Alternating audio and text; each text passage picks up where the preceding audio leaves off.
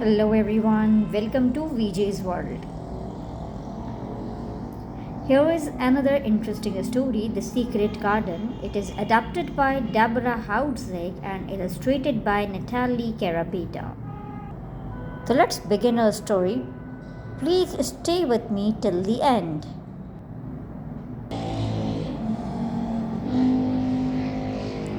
Mary Lennox was born in India. She was pale, thin, sour little girl. She never laughed. She never even smiled. Mary hardly ever saw her parents. They were much too busy. So Mary was raised by servants who always had to do what she ordered. Then, when Mary was 10 years old, her life changed forever. A terrible sickness swept through India. All the servants died. Mary's parents died too. When Mary found out, she wasn't sad, she was angry. Who will take care of me? She said, stamping her foot. Mary got her answer soon enough. She was put on a ship and sent to England. She was going to live with Archibald Craven, an uncle she had never even met. When the ship reached England, a servant named Mrs. Medlock hurried Mary into a coach. All during the long ride, the servant talked about Mary's new home. It's a gloomy old house with 100 rooms. Most are shut up, of course, said Mrs. Medlock. Your uncle's wife died 10 years ago. Ever since he has been strange and sad. Mrs. Medlock went on. He's got a crooked back, did you know? He stays away most of the time. He's traveling now and won't be home for months. I don't care, said Mary. What a sour little thing you are, said Mrs. Medlock. Just like him. After crossing miles of bare, wild land, at last, they arrived at a huge, dark house. Mrs. Medlock led Mary through a long hallway. There were dark paintings of grim looking people on the walls. It was so unfriendly and cold. This is where you will live, Mrs. Medlock said, opening the door to a gloomy room. Do not wander around the house. Then she left, closing the door firmly behind her. Mary had never felt so lost or so lonely in her life. The next day, Mary woke to see a young, smiling maid. Good morning. My name is Martha. Come and eat your breakfast. I'm not hungry, Mary said crossly. Who will dress me? Martha was amazed. Can't you dress yourself? No, said Mary. In India, my servants dressed me. It is time to learn, Martha said. I will help. Then you can go outside. What would I do outside? Mary asked. My little brother Dickon plays outside and makes friends with the animals. Martha told her, You must go out too and see the gardens. Except the garden that is locked up. Why is it locked? Asked Mary. It belonged to your uncle's wife. When she died, he locked the door and buried the key. No one has been inside for 10 years. 10 years? Mary thought that was as long as she had been alive. She did not say anything to Martha, but she began to feel curious about this locked garden. Outside, Mary began to wander. Everything was bare and grey, except for a robin with a bright red breast. There were lawns and orchards and gardens with stone walls and doors. But the doors were wide open. Where was the special garden? Mary saw an old man digging. Who are you? She demanded. I'm Ben, the gardener, he growled. Just then the little robin landed right on his foot. Ben's face lit up. That's my robin, he said. He is lonely, so he made friends with me. Mary had no friends at all. She stared at the pretty bird. Will you be my friend? She whispered to it. The robin chirped happily, and Mary couldn't help herself. She smiled. Suddenly, the robin flew away over a high wall covered with ivy. Where did he go? Cried Mary. Is that the garden that was locked? Instantly, Ben was grumpy again. Stop asking so many questions, he said and stormed off. That was when Mary made up her mind to find the hidden garden all by herself. The next day and every day after that, Mary went looking for a door in the ivy covered wall. I won't give up till I find it, she promised herself. Before she knew it, Mary was spending days outside. Martha even taught her to skip rope. All the fresh air was making Mary very hungry. She was eating more than she ever had. Soon pale, thin Mary started looking pretty and rosy. One day Mary heard a friendly chirp chirp behind her. It was the robin. He was following her. You remember me? Cried Mary happily. The robin hopped and fluttered and finally settled near the wall. Suddenly, Mary saw a gleam in the door. She touched it and gasped. It was a key. It had to be the key to the secret garden.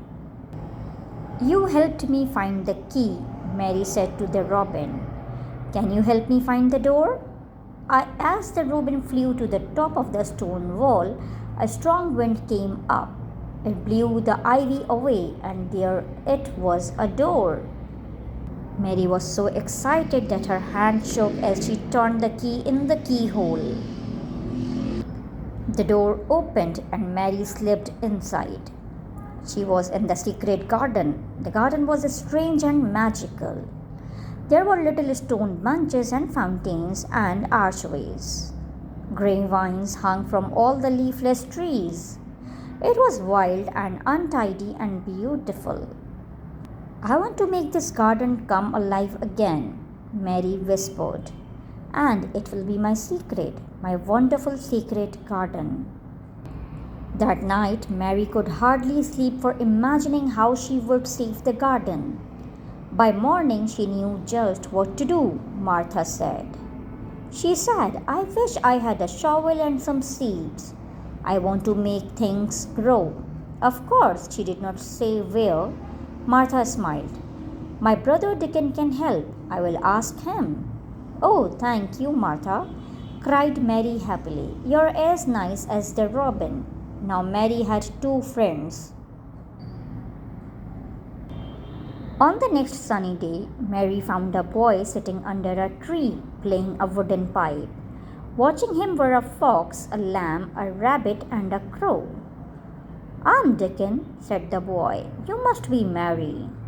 I have your tools and seeds. I will even help you plant them. Where is your garden? Mary looked at Dickon. Can you keep a secret? She asked softly. Oh, my, yes. That's why animals trust me, he said. I've stolen a garden, Mary whispered. I'll show you. Mary led Dickon through the hidden door. It's like a dream, he said softly. He touched the trees and the vines and the bushes. These are still alive. They just need someone to care for them. They have us, said Mary. After that, Mary and Dickon worked in the garden every day, and every day they had picnics under the archways.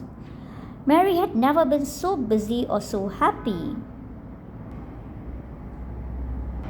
Late one night, Mary woke up. Rain was beating on her window. But there was another noise too. It sounded like someone crying. In the morning, she asked Martha what it was. Only the wind? Martha said quickly. But Mary was not so sure. The next night the sound was louder. That's not the wind, Mary said to herself. Someone is crying. She got out of bed and tiptoed through the long dark halls. The crying sounded closer and closer. She saw a glimmer of light under a door and pushed it open. There in a big carved bed was a boy. Who are you? Are you a ghost? He asked. No, said Mary. I am Mary Lennox. I live here. Mr. Craven is my uncle. Who are you? I am Colin Craven, said the boy. Mr. Craven is my father. Your father? Gasped Mary. Nobody told me he had a son. I am sick and hate for anyone see me. If I live, I will have a crooked back, but I won't live. Everyone says so. An angry shadow passed across his face. My mother died when I was born. Now my father hates to be with me. I remind him of losing her. He hates her garden too, said Mary. Then she wished she hadn't. What garden? Asked Colin. The garden that was locked 10 years ago, said Mary nervously.